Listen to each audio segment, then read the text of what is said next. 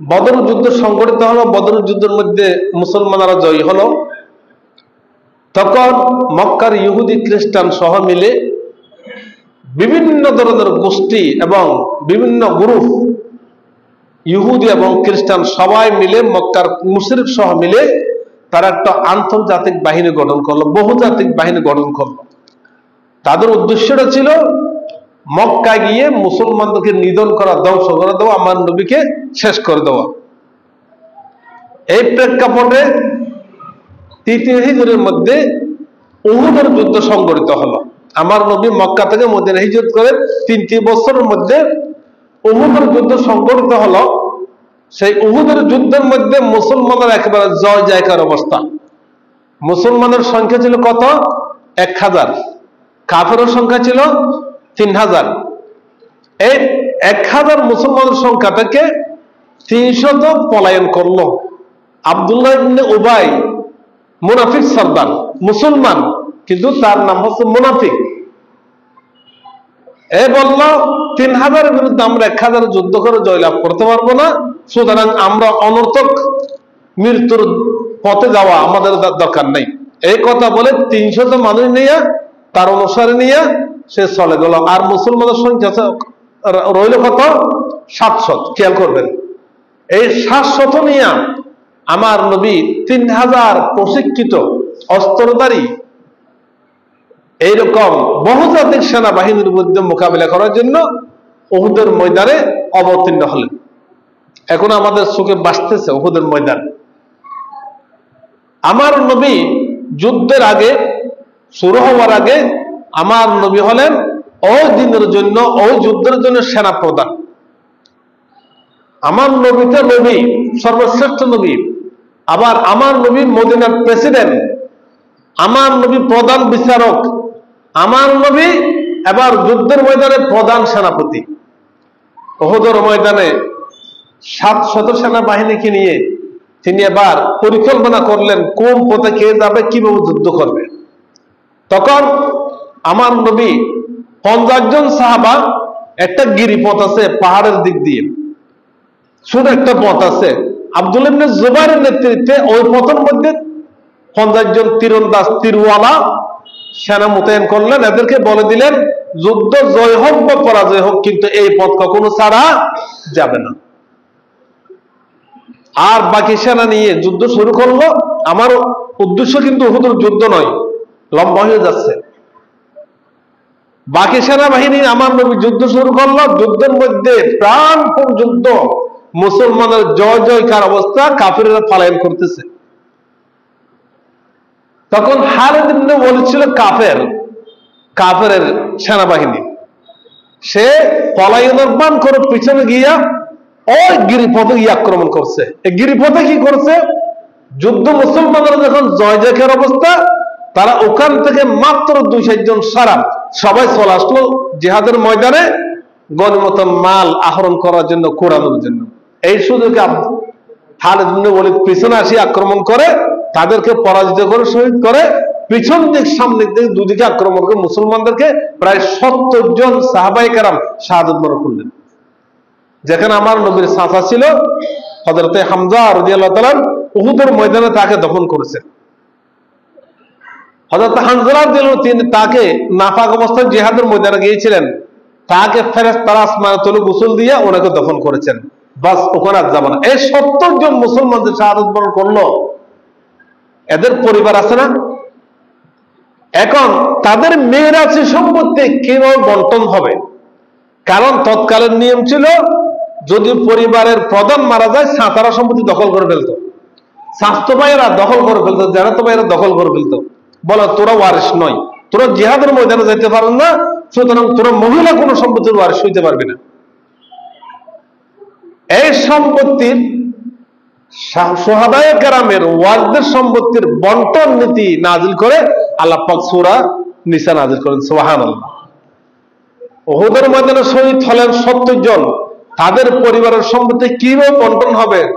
স্ত্রী কত পাবে, মেয়ে কত পাবে, ছেলে কত পাবে, আর ছেলে মেয়ে না থাকলে চাচা কত পাবে, এইরকম এখানে আল্লাহ রাব্বুল আলামিন বিস্তারিত ভাবে সূরাতুন নিসার মধ্যে মিরাসি বন্টন নীতি, সম্পদের বন্টন নীতি আলোচনা করেছেন। আলহামদুলিল্লাহ, কোরআন পাকের মধ্যে আপনার সম্পদ বন্টনের জন্য কোনো বিচারকের দরকার নাই, কোনো আইনের দরকার নাই। আল্লাহ পাক কোরআনে একেবারে স্পষ্ট সূরাতুন নিসার মধ্যে এই মিরাসের সম্পত্তিগুলো ভাগ করে দিয়েছেন। এই মিরাসের সম্পত্তির বন্টন নীতি ব্রিটিশে কিন্তু বিন্দু পরিমাণ কি করে নাই, পরিবর্তন করে নাই। পাকিস্তান সরকারও পরিবর্তন করে নাই, বাংলাদেশ সরকারও এই বন্টন নীতি, মিরাসের সম্পত্তির বন্টন নিয়ম এটা পরিবর্তন করে নাই, অবিকল আছে।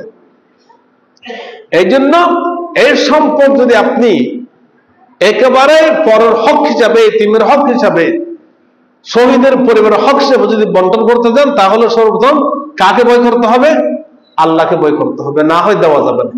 এখন আমরা এখানে যারা আছি, আমাদের বাবা মা মারা গেছে, আমরা কি পরিপূর্ণ সম্পত্তি বন্ধুদেরকে দিয়েছি? যারা নাই তারা বেঁচে গেছেন। যাদের সম্পত্তি আছে তারা একজন না একজন বন্ধুদেরকে ঠকিয়েছেন। হয়তো কেনার দিক দিয়ে দাম কম দিয়েছে, না হয় সম্পদের দিক দিয়ে কম দিয়েছে, না হয় বাড়ি বিড়া দেয় নাই। কিন্তু ইসলামের শরীয়তে এই কোরআনে পাকের মধ্যে স্পষ্ট বলে দিয়েছেন, একটা যদি ঝাড়ু থাকে, গড়ের ঝাড়ু, এটার বাকও পুনরা পাবে। গড় বিড়া তো দূরের কথা, গড় বিড়া তো পাবেই, গড় ছাল তো পাবেই, গড়ের মধ্যে ঝাড়ু থাকলে ঝাড়ুর বাক পর্যন্ত পাবে। এই জন্য আল্লাহ পাক কি বলছেন, আমি লম্বা হয়ে যাচ্ছে, ইয়া আইয়ুহান নাসুত্তাকু রাব্বাকুমুল্লাযী খালাকাকুম মিন নাফসিন ওয়াহিদা ওয়া খালাকা মিনহা যাওজাহা। হে দুনিয়ার মানুষ, তোমরা ওই আল্লাহকে ভয় করো, ওই রবকে ভয় করো, ওই প্রতিপালককে ভয় করো, যিনি তোমাদেরকে একটা আত্মা থেকে, একটা দেহ থেকে সৃষ্টি করেছেন। সুবহানাল্লাহ। কয়টা আত্মা? আমাদের কার থেকে সৃষ্টি করেছেন? হযরতে আদম আলাইহিস সালাতু ওয়াস সালাম। আপনারা বলতে পারেন কেন মা হাওয়া আছেন ওখানে? না, আল্লাহ পাক সর্বপ্রথম সৃষ্টি করেছেন কাকে? হযরত আদমকে। আদমের বাম পাদের হাড্ডি থেকে মা হাওয়া আলাইহিস সালামকে সৃষ্টি করেছেন। তাহলে সৃষ্টির একটা আত্মা, তিনি হলেন হযরতে আদম আলাইহিস সালাম, জাতির পিতা। এই জন্য বললেন যে আল্লাহ পাক একটা আত্মা থেকে পৃথিবীর বুক থেকে যত মানুষ মারা গেছেন, যত মানুষ বর্তমান আছেন, যত মানুষ আসবে, সমস্ত মানুষগুলা একটা আত্মা থেকে সৃষ্টি। কে? কে? আল্লাহ। আল্লাহ বললেন এই জন্য আমাকে ভয় করো। ওয়া খালাকা মিনহা যাওজাহা, ওই একটা আত্মা থেকে তার স্ত্রীকে সৃষ্টি করলেন। ওয়াবাত্তা মিনহুমা রিজালান কাসীরান ওয়া নিসাআ, এবং এই দুইজন থেকে পৃথিবীর বুকে অসংখ্য অগণিত নারী পুরুষ সৃষ্টি করেছেন। সুবহানাল্লাহ। তাহলে আমাদের আল্লাহ, তিনি আমাদের ইবাদত প্রশংসা পাওয়ার যোগ্য, তিনি যিনি এক আত্মা থেকে সারা পৃথিবীর মানুষকে সৃষ্টি করেন, একটা আত্মা থেকে। এবার ওদিকে আমি আর যাইতে পারতেছি না, সৃষ্টির রহস্যের দিকে। এবার বলছেন, ওয়াআতুল ইয়াতামা আমওয়ালাহুম ওয়ালা তাতাবাদদালুল খাবিথা বিত-তাইয়্যিব ওয়ালা তাকুলু আমওয়ালাহুম ইলা আমওয়ালিকুম ইন্নাহু কানা হুবান কাবীরা। ওয়াআতুল ইয়াতামা, হে দুনিয়ার মানুষ, এতিমদের হক পরিপূর্ণভাবে আদায় করো। আমার ভাই মারা গেলে জিহাদের ময়দানে, আমার ভাবি আছে, আমার ভাই ফুত ভাই যে আছে, এরা এতিম না? আল্লাহ বললেন ওয়াতুল ইয়াতামা আমওয়ালাহুম, তোমরা এতিমদের হক পরিপূর্ণভাবে আদায় করো। ওয়ালা তাতাবাদদালুল খাবিথা বিত-তাইয়্যিব, আবার দেখিও তাদের ভালো সম্পদগুলো নিয়ে তাদেরকে খারাপ সম্পদগুলো দিও না, বদলিও না। ওয়ালা তাকুলু আমওয়ালাহুম ইলা আমওয়ালিকুম, এবং তোমাদের সম্পদের সাথে এতিমদের সম্পদ, ওয়ারিসদের সম্পদ বক্ষণ করিও না, আহরণ করিও না, বুক করিও না। ইন্নাহু কানা হুবান কাবীরা। এবার এখান থেকে প্রায় 12 আয়াত পর্যন্ত মিরাসের সম্পত্তির বন্টন নীতি আলোচনা করেছেন, এতিমদের হক সম্পর্কে আলোচনা করেছেন। আমি ওগুলা আলোচনা করব না, কারণ সময় কম। এবার আমি আরেকটা বেশি আসবো, সেটা হলো সীমা লঙ্ঘন। এই বন্টন নীতি বিস্তারিত আলোচনা করার পরে আমি করি নাই। এবার আল্লাহ রাব্বুল আলামিন কোরআন পাকের মধ্যে আবার আমাদেরকে সতর্ক করতেছেন। কি সতর্ক? তিলকা হুদুদুল্লাহ ওয়া মান ইউতি'িল্লাহা ওয়া রাসূলাহু ইউদখিলহু জান্নাতিন তাজরি মিন তাহতিহাল আনহারু খালিদিনা ফিহা। আল্লাহ বললেন, আমি যেই সম্পদের বন্টন নীতি আলোচনা করেছি এটা হচ্ছে আমার সীমানা। এটা কার সীমানা? খেয়াল করেন, এটা কার সীমানা? আল্লাহর সীমানা অতিক্রম করা যাবে? মুসলমান হইতে গেলে কখনো আল্লাহর সীমানা অতিক্রম করা যাবে না। যদি করে,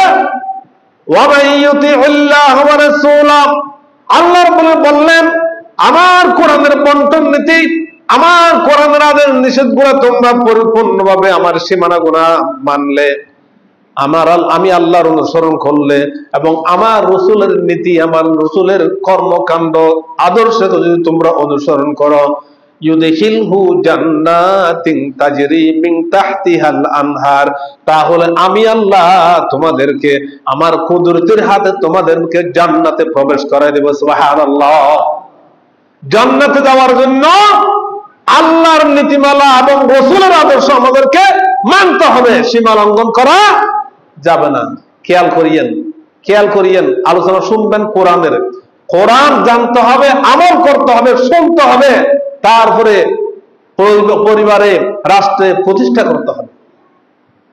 তাহলে আমরা যদি আল্লাহর নির্দেশ, রসুলের আদর্শ সীমার মধ্যে বাস্তবায়ন করে আমল করি, বেহেশত কে দেবে? কে ঢুকে দেবে? আল্লাহ। ইউদখিলহু জান্নাত, আল্লাহ নিজেই জান্নাতে প্রবেশ করে দিবেন। যে জান্নাতের তলদেশে জান্নাত দ্বারা প্রবাহিত খালিদিনা ফিহা। আল্লাহ বললেন, বান্দা তোমরা যদি আমার কোরআন, আমার রাসূলের অনুসরণ করো, তাহলে তোমরা কখনো জান্নাত থেকে বাইরে হতে হবে না, অনন্তকাল চিরকাল জান্নাত থাকবে। সুবহানাল্লাহ। এবার কি বলছেন দেখেন, যালিকাল ফাওজুল আযীম। আল্লাহ বললেন এটাই হচ্ছে বড় সফলতা। আমরা দুনিয়ার মুখে সবাই সফল, যার যার ক্ষেত্রে কে হেসালম নিয়ে, কে ধন সম্পদ নিয়ে, কে নেতৃত্ব নিয়ে সফল। আল্লাহ বললেন না, সবগুলো বৃথা। আল্লাহর কোরআন, আল্লাহর এবং রাসূলের যদি অনুসরণ করো, কোরআন এবং সুন্নাহ ভিত্তিক যদি সমস্ত কর্মকাণ্ড পরিচালিত করো, তাহলে তোমরাই হলো সবচেয়ে বড় সফল। সুবহানাল্লাহ। আপনারা কি সফল হতে চান? এই সফলতার ঘোষণা কে দিয়েছেন? আল্লাহ দিয়েছেন, কোন মানুষ নয়। وَمَن يَعْصِ اللَّهَ وَرَسُولَهُ وَيَتَعَدَّ حُدُودَهُ يُدْخِلْهُ نَارًا خَالِدًا فِيهَا। আল্লাহর কোরআন বললেন, আর যারা আমার সীমা অতিক্রম করবে, আমার কোরআনের বাইরে যাবে, আমার নবীর আদর্শের বাইরে যাবে, নাফরমানি করবে, আল্লাহ বললেন আমি তাদেরকে জাহান্নামে ঢুকাইয়ে দেব। নাউযুবিল্লাহ। আল্লাহর আদেশ, রাসূলের আদর্শ, কোরআন এবং সুন্নাহ ভিত্তিক আমল করলে, পরিবার রাষ্ট্র পরিচালনার মধ্যে ভূমিকা রাখলে, আল্লাহ বললেন জান্নাত দেওয়ার দায়িত্ব আমার। আর যদি তোমরা কোরআন সুন্নাহর বাইরে গিয়ে অন্য কোন আদর্শ বা আইন কানুন অনুসরণ করো, জাহান্নামে দেওয়ার দায়িত্ব আমার। নাউযুবিল্লাহ। আপনারা কি জান্নাতে যেতে চান? জাহান্নাম বাঁচতে চাই আমরা প্রতিদিন। আল্লাহুম্মা আজিরনি মিনান নার, আল্লাহুম্মা আজিরনি মিনান নার। আল্লাহ জাহান্নাম থেকে মুক্তি চাই, জাহান্নাম থেকে মুক্তি চাই। তাহলে জাহান্নাম থেকে মুক্তি পেতে হলে আল্লাহর কোরআন, নবীর সুন্নাহ মানতে হবে। জান্নাত যাইতে হলে আল্লাহর কোরআন এবং নবীর সুন্নাহ মানতে হবে। ওয়ালাহু খালিদান ফিহা। হে দুনিয়ার মানুষ, মনে করিও না কোরআন অমান্য করিয়া, হাদিস অমান্য করিয়া কিছুদিন জাহান্নামে তাকে আবার বের হবে। আল্লাহ বললেন খালিদান ফিহা, সেই জাহান্নাম থেকে আর কখনো বাইর হওয়ার সুযোগ নাই, অনন্তকাল থাকবে। ওয়ালাহু আযাবুম মুহিন। আল্লাহ বললেন এটা হলো অত্যন্ত অপমানজনক শাস্তি। জাহান্নামে যাওয়া অপমানকর শাস্তি। এটা আল্লাহর সীমানা, সীমানার ভিতরে চলার জন্য, কোরআন সুন্নাহর ভিতরে চলার জন্য বলছেন। কোরআন সুন্নাহর বাইরে গেলে জাহান্নামের ধমকি দিয়েছেন, হুমকি দিয়েছেন। এরপরে যারা জানা বেবিচারে লিপ্ত হয়, এ সম্পর্কে একটা আয়াত নাযিল হয়েছে। এ সম্পর্কে সূরা বাকারার একটা আয়াত আছে, আবার সূরাতুন নূর একটা আয়াত আছে। এটা হচ্ছে প্রথম আয়াত, দ্বিতীয় আয়াত, ওয়াল্লাতি ইয়াতিনাল ফাহিশাতা মিন নিসাইকুম ফাস্তাশহিদু আলাইহিন্না আরবাআতাম মিনকুম ফাইন শাহিদু ফাআমসিকুহুন্না ফিল বুয়ুতি হাত্তা ইয়াতাওয়াফাহুন্নাল মাউত। আল্লাহ বললেন, তোমাদের মধ্যে কোন নারী যদি জেনাহে লিপ্ত হয় তাহলে তাকে কি করো? 7 জন সাক্ষী গ্রহণ করো। এই যে জেনায় লিপ্ত হয়েছে, এই জেনা সাব্যস্ত করার জন্য, দোষ সাব্যস্ত করার জন্য কয়জন সাক্ষীর দরকার আছে? 4 জন সাক্ষীর দরকার আছে। 4 জন পুরুষ। চোখ কয়টা? 8টা। 4 জনের চোখ কয়টা? 8টা। খেয়াল রাখবেন, 8টার মধ্যে একজনের একটা চোখ অন্ধ, সাক্ষী গ্রহণযোগ্য হবে না। আবার 100 জন মহিলা দেখেছে একজন মেয়ে জেনা করতে, সাক্ষী দিয়েছে সবাই মিলে, এ জেনা করছে, তাদের সাক্ষী গ্রহণযোগ্য। মহিলাদের সাক্ষী, শুধু মহিলাদের সাক্ষী কোথাও গ্রহণযোগ্য নয়। যদি 2 জন পুরুষ থাকে, 4 জন মহিলা থাকে, সবাই চক্ষুষ্মান হয়, জেনা করতেছে, কোনো কাপড় নাই, স্পষ্টভাবে দেখেছে, তাহলে জেনা প্রমাণিত হবে। এই জেনা প্রমাণিত হলে তার শাস্তি কি হবে? ফাআমসিকুহুন্না বিল বুয়ুত, তারে ঘরের মধ্যে বন্দী করে রাখো, কোনো খাওয়া দাওয়া দেবে না, মরে যাওয়া পর্যন্ত তাকে ঘরের মধ্যে বন্দী করে রাখো। মেয়ে যদি জেনা করে, এই শাস্তি আমাদের আছে? আছে। এই জন্য যারা জেনা করে, যারা পতিতালয় আছে, এবং যে মহিলাগুলা, কিছু মহিলা দেখলাম যে বলে যে আমরা ব্লাউজ পরবো না, এটা আমাদের অধিকার, তারা শুধু পাতলা শাড়ি পরবে, ব্লাউজ পরবে না। এটা কি শরীয়ত সমর্থন করে? এই দিন একজন মহিলা, যিনি এমপি প্রার্থী, সে বলে যে পুরুষরা যদি 4টা বিয়ে করতে পারে, আমরা পারবো না কেন? আপনারা শুনেছেন ফেসবুকে। তাহলে এটার দাবি করছে যে পুরুষে পারলে মহিলারা পারবে না কেন? যদি এটা যদি আমি বিস্তারিত আলোচনা করতে সময়, এটা 8টা বিষয় লাগবে।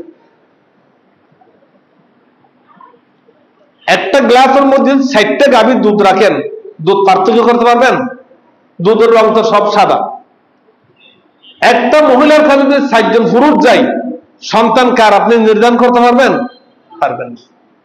কিন্তু 4টা মহিলার কাছে একজন পুরুষ গেলে সন্তান তার, এটা প্রমাণিত করতে পারবে। এই জন্য যার সন্তান থেকে বাঁচার জন্য, পিতৃহীন সন্তানকে বাঁচার জন্য আল্লাহ পাক এই নীতিমালা করেছেন। অথচ আমরা বলতে শুনেছি পুরুষের মর্দামে শক্তির চাইতে মেয়েদের মর্দামে শক্তি 9 গুণ বেশি, 3 গুণ বেশি। এটার কারণটা কি জানেন? এটা পুরুষ কখনো যদি নারীর কাছে যাইতে চায়, নারী যেন বাধা না দেয়, এই জন্য তাদেরকে মর্দামে শক্তি বেশি দিয়েছেন, যেন পুরুষে যখন চাই তার চাহিদা মিটাইতে পারে, পুরুষদের যেন লিপ্ত না হয়। বলে আল্লাহর ফায়সালা, একটা দিন না হলে 2টা, 2টা না হলে 3টা, 3টা দিলে 4টা।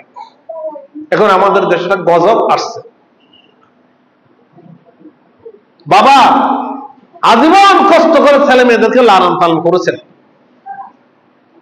এক মুহূর্ত আসিয়া মা মারা গেল, এই ছেলেরা বাবাকে কখনো বিয়ে করতে দেয় না, ধমকি হুমকি দেয়, বিয়ে করলে কাটি ফেলবো, ঘর থেকে বের করে দেবো, কত কিছু বলে।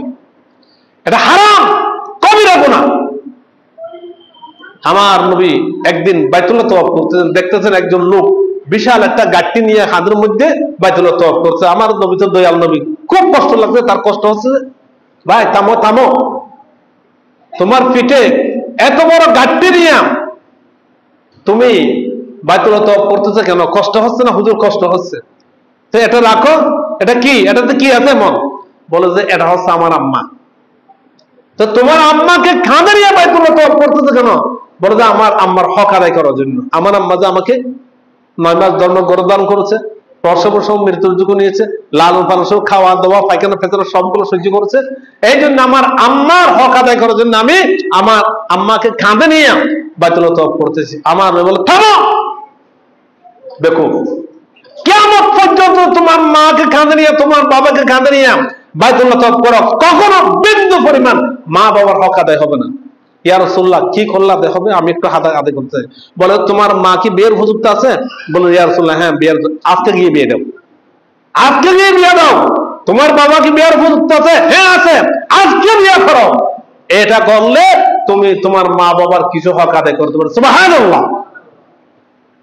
বাবা মা বুড়ো হয়ে যাবে, এমন পরিস্থিতি আসবে পায়খানা পেশাব করে বিছানায় দুই বেকে, মেয়েরা তো বিয়ে দিয়ে দিছে, ছেলেরা গুলা করবে, পরিবার নিয়ে ব্যস্ত, করবে কে? পুত্রবধূ। পুত্রবধূ শ্বশুরের 70 থেকে রাইস আছে, কবিরা গুনাহ। এই জন্য আমি বলবো যার বাবা হোক যার মা হোক বিয়ার উপযুক্ত আছে, বিয়ে করে যাও। তার স্ত্রী তার সেবা করবে। রিজিকের ফায়সালা কে করবে? আল্লাহ করবে। মেহমান আসবে, রিজিকের ফায়সালা কে করবে? কন্যা সন্তান দেবে, আল্লাহ রিজিকের ফায়সালা কে করবে? সবগুলো রিজিক আল্লাহ বরাদ্দ করে রেখেছেন, তুমি ওখানে বাধা দিও না, হয় জাহান্নামী হয়ে মরবে। এই জন্য আল্লাহ বললেন কোন নারী যদি জেনা করে সাক্ষ্য প্রমাণিত হলে, এটা হচ্ছে ইসলামের প্রথম দিকের কথা, তাকে ঘরের মধ্যে বন্দী করে রাখো। এবার এই আয়াতটা আবার সূরা বাকারার মধ্যে একটা বলেছেন, সেটা কি বলেছেন? সূরা বাকারার মধ্যে,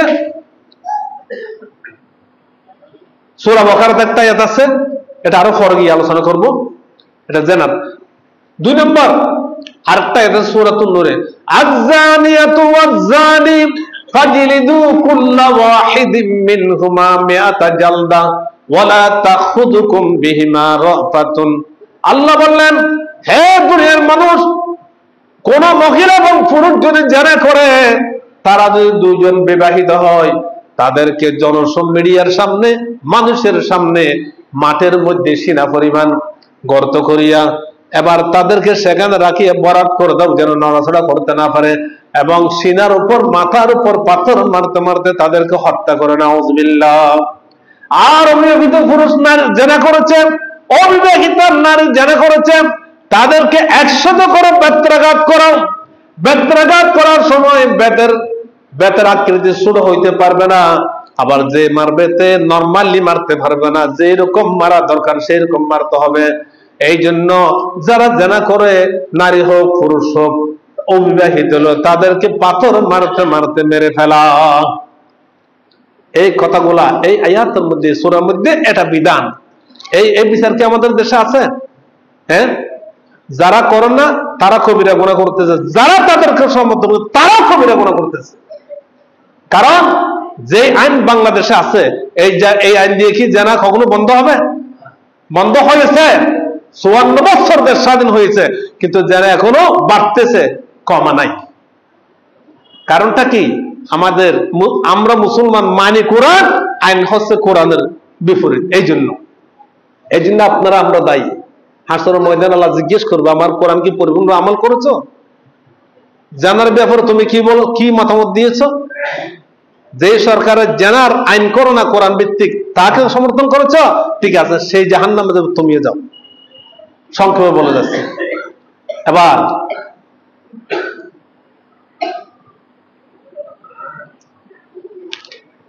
এবার হচ্ছে তওবা।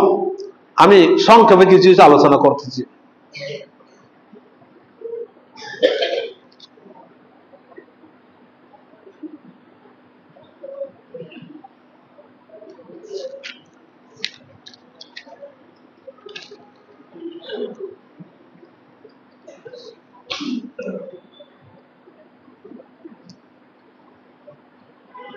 إنما التوبة على الله للذين يعملون السوء بجهالة ثم يتوبون من قريب فأولئك يتوب الله عليهم وكان الله عليما حكيما।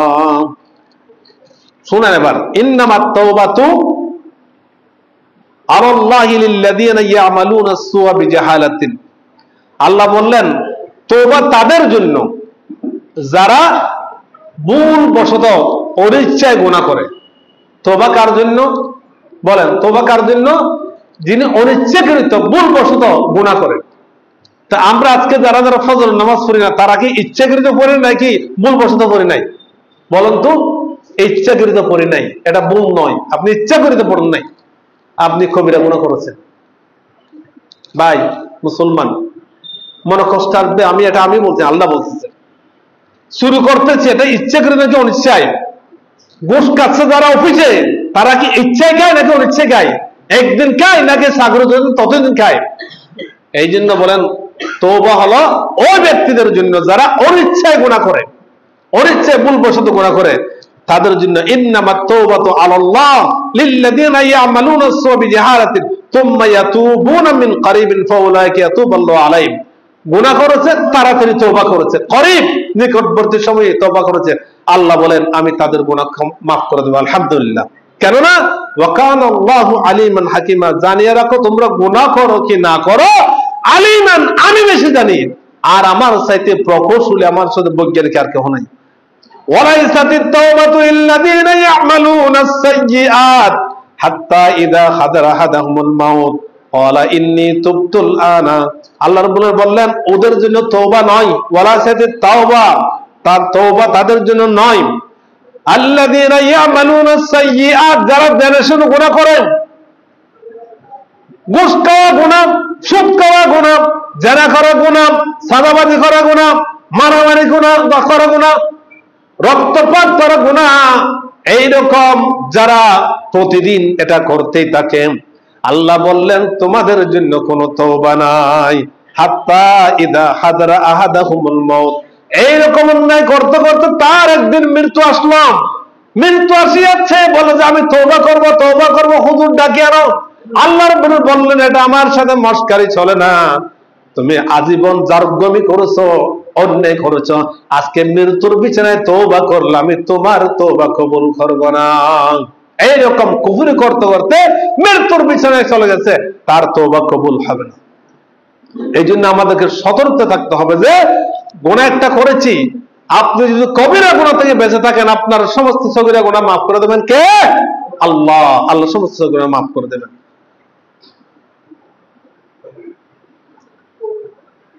এবার আল্লাহ রাব্বুল আলামিন আমাদের জন্য আরেকটা নীতিমালা দিয়েছেন,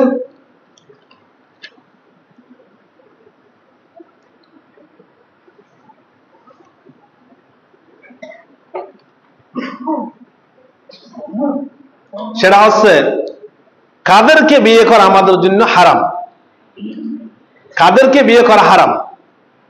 এই সূরার মধ্যে অনেক আইন কানুন নীতিমালা কি করেছেন আল্লাহ রাব্বুল আলামিন আলোচনা করেছেন। সেটা আল্লাহ রাব্বুল আলামিন বলেছেন কি, ওয়ালা তানকিহু মা নাকা আবাউকুম মিনান নিসাই ইল্লা মা ক্বাদ সালাফ ইন্নাহু কানা ফাহিশাতাও ওয়া মাকতাও ওয়া সাআ সাবিলা। আল্লাহ বললেন তোমাদের বাবারা যাদেরকে বিয়ে করেছে তাদেরকে বিয়ে করা তোমাদের জন্য কি হারাম। এরপর কি বলেছেন, হুররিমাত আলাইকুম উম্মাহাতুকুম ওয়া বানাতুকুম ওয়া আখওয়াতুকুম ওয়া আম্মাতুকুম ওয়া খালাতুকুম ওয়া বানাতুল আখি ওয়া বানাতুল উখতি ওয়া উম্মাহাতুকুম আল্লাতী আরদানাকুম। আল্লাহ বললেন তোমাদের উপর হারাম করা হয়েছে উম্মাহাতুকুম তোমাদের মা, ওয়া বানাতুকুম তোমাদের মেয়ে, ওয়া আখওয়াতুকুম তোমাদের বোন, ওয়া আম্মাতুকুম তোমাদের ফুফি, ওয়া খালাতুকুম তোমাদের খালা, ওয়া বানাতুল আখি ভাইয়ের মেয়ে, ওয়া বানাতুল উখতি বোনের মেয়ে, ওয়া উম্মাহাতুকুম আল্লাতী আরদানাকুম যেই মায়ের দুধ পান করেছো, যেই মহিলার দুধ পান করেছো সেই মহিলার বিয়ে করা হারাম। ওয়া আখওয়াতুকুম মিনার রাদাতে যেই মহিলার দুধ খেয়েছো সেই মহিলার মেয়ে দুধ বোন তাকে বিয়ে করা হারাম। ওয়া উম্মাহাতু নিসাইকুম এবং তোমাদের স্ত্রীর মা অর্থাৎ শাশুড়ি বিয়ে করা হারাম। ওয়া রাবাইবুকুম আল্লাতী ফি হুজুরিকুম তোমার ঘরে তোমার কোলে যারা লালিত পালিত হয়েছে তাদেরকে বিয়ে করা হারাম। এইরকম আল্লাহ রাব্বুল আলামিন কাদের সাথে বিয়ে করা আমাদের জন্য হারাম এই কথাগুলো সূরাতুন নিসার মধ্যে স্পষ্ট আলোচনা করেছেন। সুতরাং আমরা কয়েকটা কোরআনের নীতিমালা আইন সম্পর্কে আপনাদের স্বল্প সময়ের মধ্যে আলোচনা করলাম। আসলে ইত্তাবিউ মাল্লা ইয়াসআলুকুম আজরান ওয়া হুম মুহতাদুন, আল্লাহ বলেছেন যারা ওয়াজ করলে বিনামূল্যে না, তাদের ওয়াজ শোনো, তাদের কথা শোনো। এখন আমরা জুমাতে আলহামদুলিল্লাহ আপনাদের কোনো বেতন নেই, আপনারা জানেন না আমাদের জুমার কোনো বেতন নাই, আমরা এই বিষয়ে আলোচনা করি, কিন্তু সময় বেশি হয়ে গেলে আপনাদের অনেকজনের বিবাহ আছে, অনেকজন বিভিন্ন অনুষ্ঠানের জন্য আপনারা অভিযোগ দিয়ে থাকেন, এই জন্য মোতাল্লি আমাকে বলছে তাড়াতাড়ি শেষ করার জন্য। আবার অনেকজনে বললো যে সমস্যা কি, যাদের কাজে তারা চলে যাবে, যুব ফেলে তো চলে যাইতে পারে না, এই জন্য আমি আজকে সংক্ষেপে এতটুকু আলোচনা শেষ করলাম।